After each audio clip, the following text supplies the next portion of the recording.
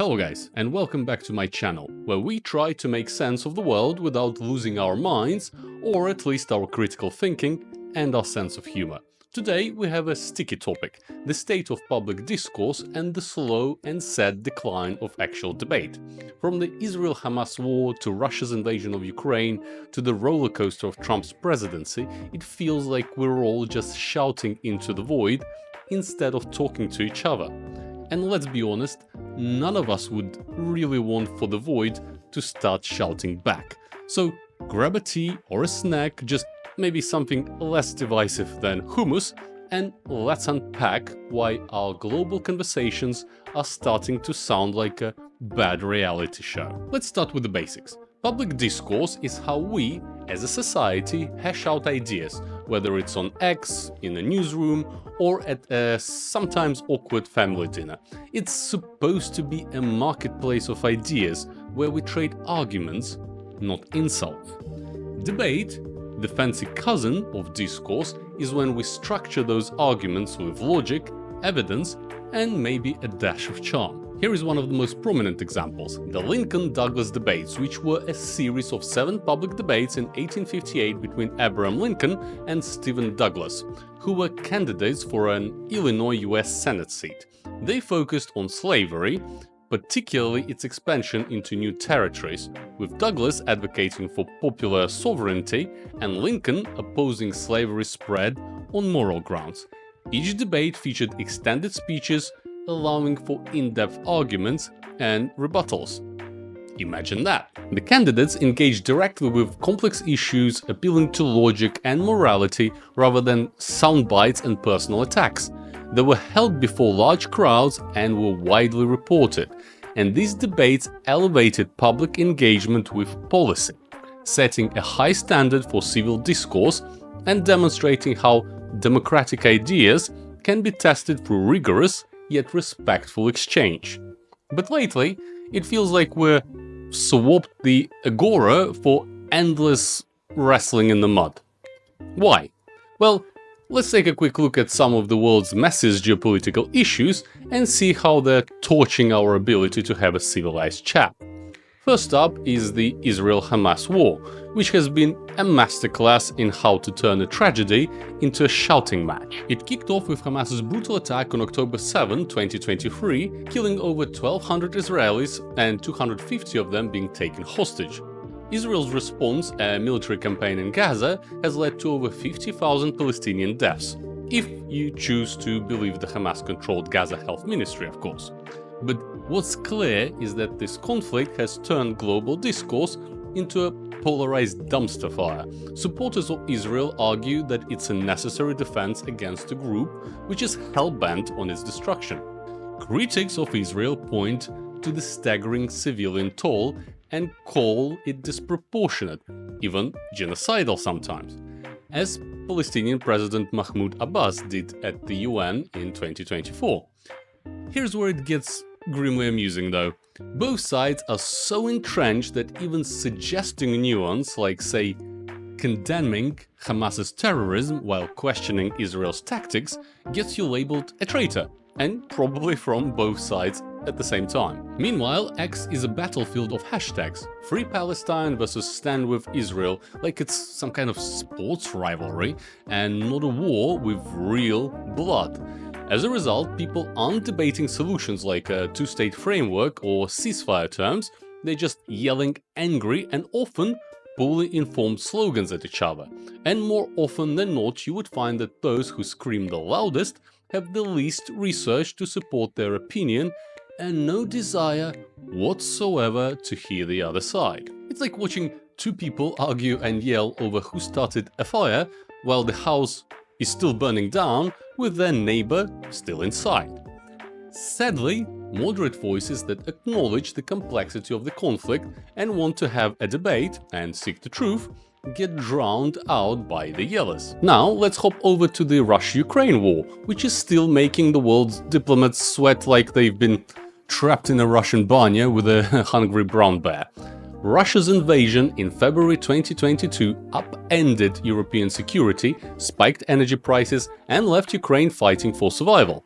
Hundreds of thousands are now dead, or injured, and millions have been displaced. The discourse around this war is also a case study in selective outrage. In the West, supporting Ukraine has been a black and white moral issue for quite a while. In other words, you were expected to condemn Russia unequivocally. Otherwise, you could be called an anti-democratic warmongering communist or something. Question NATO's expansion or suggest diplomacy with Russia and you're suddenly a Kremlin apologist. And it does not matter if you're not.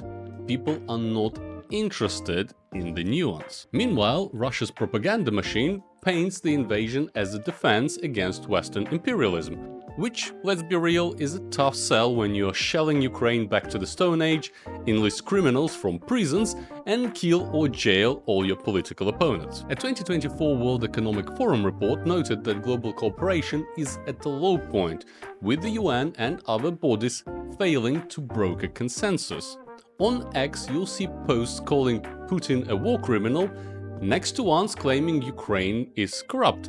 Both can be true, but good luck having an educated conversation without someone labeling you something unpleasant. Speaking of inflamed rhetoric, it is hard not to mention Trump in that context. His policies are like a piñata at a geopolitics party. Everyone's just taking a swing at it. Since his return to the White House in 2025, he's doubled down on America first and has been pushing such a convoluted and volatile tariffs policy that it gave global markets a really bad case of PTSD. His approach to handling major geopolitical events like snuggling up to Russia against Ukraine and his staunch support for Israel has attracted both a lot of admiration and a lot of criticism. What's wild is how Trump's style, blunt, unfiltered, and often on X, sets the tone for discourse. His supporters love it. They see him cutting through elite nonsense. Critics call it reckless, saying it reduces complex issues to bumper stickers. For example, instead of debating trade policy's long-term impact, we get memes and hot takes. It's like we're arguing over the font of the trade agreement instead of what's actually in it. And let's not even start on his claims that Hamas wouldn't have attacked if he had been president at the time, or that he could end the Russia-Ukraine war in one day. So why is our discourse circling the drain? It's not just geopolitics, it's the whole ecosystem. Social media is a very big culprit here. Platforms like X amplify outrage because clicks pay the bills. A 2023 University of Maryland study found that most Americans now get news from algorithm-derived feeds, which serve up content that confirms your biases faster than you can say echo chamber. Let's say you want to calmly discuss the situation in Gaza. Good luck to you, because the algorithm buries your post under a pile of viral rants. And there is also the danger of being cancelled on either side of any contentious issue, where a person's career or reputation can get brutally attacked for simply expressing an opinion. Then there is the death of shared facts. In the Israel-Hamas war, casualty numbers vary wildly. Gaza's health ministry says 40 to 50,000 dead. Israel disputes that.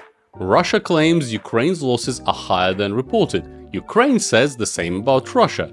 Without agreed-upon realities, debate becomes a shouting match over whose truth is truer and whose voice is louder. A 2025 Gallup poll showed trust in media is at a measly 31%, down from 50% in 1993. No wonder that we're all just picking teams and swinging blindly at each other. And just look at posts and videos on social media platform. The most common posts or videos that you will see are the ones that inflame division. Just look at titles and thumbnails of reaction videos that say things like humiliated, destroyed, went silent, and so on, talking about people featured in the videos that author disagrees with. Universities that were once the gold standard for open discourse are now battlegrounds where very poorly informed and just baffling protests can erupt, like the anti-Israel protest in Harvard University on October 8, 2023. hours after 1,200 people were tortured and massacred in Hamas's attack, and as Israeli hostages were abused on the streets of Gaza. That one is even hard to comprehend. Then just look at the debates in Oxford Union Society, where guest speakers whose views may not align with the crowd get interrupted and shouted at with little interest in constructive debate. But here's the kicker: we're not just failing at debate because of X or cancel culture, we've stopped teaching people how to argue properly. A 2023 report from the National Association of Scholars found that only 24% of US colleges require courses in logic or rhetoric, down from 38% back in 2000. We are raising generations who can meme but cannot reason. Add in the emotional weight of wars like Israel-Hamas or Russia-Ukraine, and it is no surprise that we're just defaulting to tribal shouting matches. But alright, before we all start doom scrolling again, let's talk some fixes, because as much as I enjoy a good rant, and I do, there's hope for better discourse. First, we need to rebuild trust in facts. Groups like PolitiFact or Snopes aren't perfect by any means, but they are a start if we approach them with a critical eye too. Second, let's bring back real forums for debate. Initiatives like Open to Debate shows how to wrestle with tough issues without resorting to just pure cage matches. Third, we've got to teach critical thinking again. Schools, X, even your local coffee shop can be a classroom for learning how to disagree without throwing your soy latte into someone's face. And here's the tough one. We need to check our own biases. Whether you're Team Ukraine, Team Israel, or Team Can We All Just Chill the Hell Out, just ask yourself why you feel the way you do. John Stuart Mill, that old-school British philosopher, said this: "The general or prevailing opinion in any subject is rarely or never the whole truth. It's only by the collision of adverse opinions that the remainder of the truth has any chance of being supplied." But you can't collide if you're just lobbing bombs at your opponent from your bunker. So maybe next time, when you're on X, try engaging with that one guy who disagrees with you. Worst case, you waste 5 minutes. Best case, you learn something, or at least get a good story out of it. Look, the world is a mess. Israel, Hamas, Russia, Ukraine, Trump's tariff tantrums, you name it. Our discourse is taking a brutal beating, but it's not down for the count yet. We can rebuild it, one conversation at a time, as long as we're willing to listen, argue, and maybe laugh at ourselves a little. Because if we can't do that, then we're just yelling into the wind. And the wind does not care. So what do you think? Drop your take in the comments below, but please keep it civil. And if you found this video to be useful or thought-provoking, please leave a like and subscribe for more. Stay curious, stay critical, and I'll see you on the next one.